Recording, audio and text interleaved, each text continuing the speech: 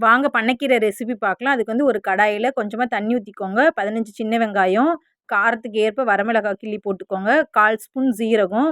நல்லா தண்ணி நல்லா கொதிச்சதுக்கப்புறம் அலசி வச்ச பண்ணைக்கீரைய வந்து அதில போட்டுக்கோங்க. ஒரு 10 நிமிஷத்துல வெந்து வந்துரும்.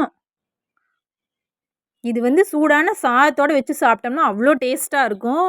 கிடைச்சா ட்ரை பண்ணி பாருங்க. பண்ணைக்கீரை வெந்து வந்துருச்சு. வெந்ததுக்கப்புறம் நமக்கு தேவையான அளவு உப்பு போட்டுக்கோங்க. உப்பு போட்டு அடுப்ப ஆஃப் பண்ணிட்டு, தண்ணியெல்லாம் கொஞ்சம் இருத்து தனியா வச்சுக்கோங்க. இது மாரி தண்ணி இருத்துட்டு கடைஞ்சோம் அப்டின்னா, கொஞ்சம் ஈஸியா இருக்கும் கடையறதுக்கு. கீரைய நல்லா கடைஞ்சிட்டு, நம்ம இருத்து வச்சிருக்கோம் பார்த்தீங்களா, அந்த தண்ணி இதிலேயே ஊத்தி நல்லா கலக்கிக்கோங்க.